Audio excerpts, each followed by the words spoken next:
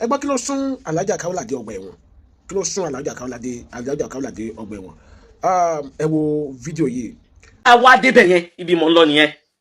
appreciation ni mò ń ṣe mo fi mọ̀ appreciate but àwọn nǹkan tó bá ṣẹlẹ̀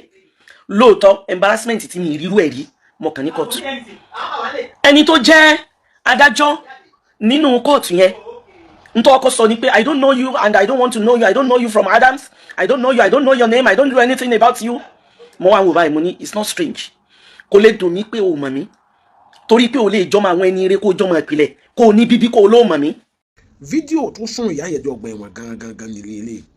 lóòótọ́ ni ìyá yẹn ṣẹ̀ bàbá wa Akeugba Gold tí bàbá wa Akeugba Gold pè lẹ́jọ́ ó fi ẹ̀sùn ìbanilórúkọ jẹ́ kan ṣùgbọ́n nígbà tí wọ́n dé court tí agbẹjọ́rò bàbá Akeugba Gold bẹ̀rẹ̀ àwíjàre tẹ̀ tí Alhaja Kaola náà bẹ̀rẹ̀ tẹ̀ wọ́n wá ń sọ wípé agbẹjọ́rò Alhaja Kaola ó pè fún pé kí wọ́n gba béèlì Alhaja ṣùgbọ́n agbẹjọ́rò bàbá wa Akeugba Gold sọ wípé kò possible kí wọ́n gba béèlì ẹ̀ adájọ́ wa ní kí ló dé wọ́n ní lábẹ́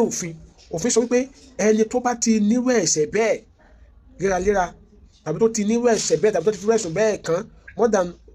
ìgbà kan wọn àgbọ́dọ̀ gba béèlì ẹ̀ so adájọ́ wa ní ṣé ó ti nírú ẹ̀sùn bẹ́ẹ̀ tẹ́lẹ̀ ni lọ́ọ̀yà agbẹjọ́rò bàbá Akeugba Gold wà ní bẹ́ẹ̀ ni kó ti ṣerú ẹ̀ṣẹ̀ yẹn rí pé wọ́n gba béèlì ẹ̀ lábẹ́ òfin ilé yìí tí wọ́n bá ti ṣe ẹ̀ṣẹ̀ ìbanilórúkọ jẹ́ lẹ́ẹ̀mejì kò sí pé wọ́n gba béèlì ẹ̀ nìyẹn eré ni àpè ni wọ́n sì gbé fọ́nrán ibi tí Alhaja ti ń sọ̀rọ̀ lórí social media wípé ìgbà kan tó ń gbé lọ sí kóòtù tí adájọ́ sọ pé wọ́n mọ òun sọ bá òun ṣàwò tó ti ń lálẹ́ adájọ́ lórí social media òun kì í ṣe pé ó lálẹ́ adájọ́ yẹn lójú ẹ̀ ní kóòtù nígbà tó ti kóòtù dé ló ń sọ̀rọ̀ kò bá pè sí adájọ́ yẹn àwa play fídíò yẹn fún adájọ́ ilé tó fẹ́ ṣe adájọ́ bàtí yẹn wá wọ́n ni ó ti bọ́ sọ́wọ́ wa yẹn fi hàn ní ó dà kàwọn kan ní kálọ̀ sí mi ní òkè kúránà so kẹ́kẹ́ bá wo ìyá Gẹ̀ẹ́sẹ̀t kí ni ìyá Gẹ̀ẹ́sẹ̀t sọ ó ní Akeugba Gold kọ́ ló rán Kaola lẹ́wọ̀n ó ní ẹnu ló kó bá láàrin èmi àti yín ṣe rí wípé ẹ̀yin ló kó bá fọ́ bá bọ́ abọ́fọ́ kò sí sàjọmọ́ ṣùgbọ́n